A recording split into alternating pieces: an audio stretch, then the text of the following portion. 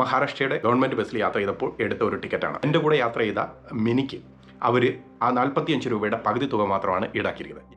Hello friends, നമസ്കാരം. എൻ്റെ കയ്യിലൊരു ബസ് ടിക്കറ്റ് ഉണ്ട്. ഇത് മഹാരാഷ്ട്രയിലെ കർജത്തിൽ നിന്നും മാഥേരനിലേക്ക് ഞങ്ങൾ മഹാരാഷ്ട്രയുടെ ലോക്കൽ ബസ്സിൽ യാത്ര ചെയ്തപ്പോൾ, ഗവൺമെൻറ് ബസ്സിൽ യാത്ര ചെയ്തപ്പോൾ എടുത്ത ഒരു ടിക്കറ്റാണ്.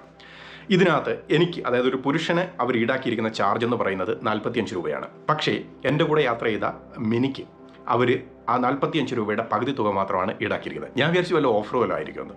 കൂടുതൽ അന്വേഷിച്ചപ്പോഴാണ് മനസ്സിലായത് ഇത് മഹാരാഷ്ട്ര സർക്കാരിൻ്റെ മഹിളാ സമാൻ യോജന എന്ന് പറയുന്നൊരു പദ്ധതിയാണ്.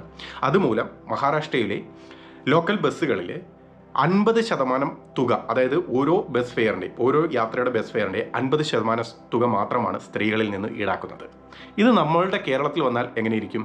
നമുക്ക് മഹാരാഷ്ട്രയുടെ കാര്യം അങ്ങോട്ട് മാറ്റി നിർത്താം, നമ്മുടെ അയൽ സംസ്ഥാനങ്ങളിലേക്ക് പോകാം. ഞങ്ങൾ അവിടെ യാത്ര ചെയ്ത സമയത്ത്, അതായത് തമിഴ്നാട് യാത്ര സമയത്ത്, അവിടെ സ്ത്രീകൾക്ക് പൂർണ്ണമായിട്ടും യാത്ര സൗജന്യമാണ്. ലോക്കൽ ബസ്സുകളിൽ, ഗവൺമെൻറ് ലോക്കൽ ബസ്സുകളിൽ യാത്ര സൗജന്യമാണ്.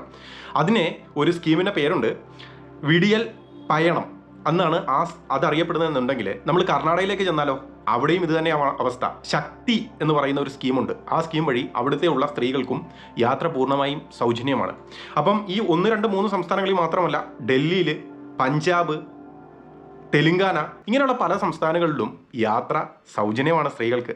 നമുക്ക് മലയാളികൾക്ക് ഒരുപാട് കാര്യങ്ങളുണ്ട് മറ്റ് സംസ്ഥാനങ്ങളെ അപേക്ഷിച്ച് അഭിമാനിക്കാൻ. പക്ഷേ സ്ത്രീ ശാക്തീകരണത്തിൻ്റെ കാര്യത്തിൽ നമുക്ക് അയൽ സംസ്ഥാനങ്ങൾ കാണിക്കുന്ന ഈ ഒരു ധൈര്യം നമുക്കും കാണിക്കാൻ പറ്റില്ലേ?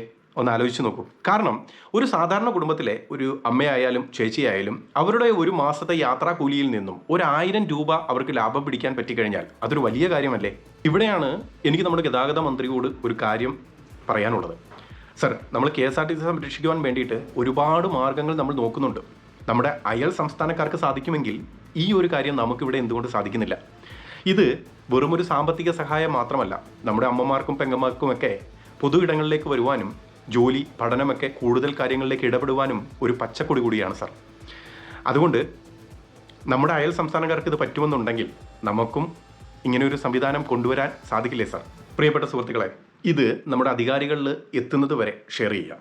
കാരണം നമ്മുടെ പൊതു ഇടങ്ങളിൽ, നമ്മുടെ ബസ്സുകളിൽ നമ്മുടെ അമ്മമാർക്കും പെങ്ങന്മാർക്കും പകുതി പണം അല്ലെങ്കിൽ പൂർണ്ണമായും യാത്ര സൗജന്യമാക്കുന്നത് നമുക്ക് വേണ്ടേ? നിങ്ങൾ അഭിപ്രായം കമൻറ്റ് ചെയ്യുക.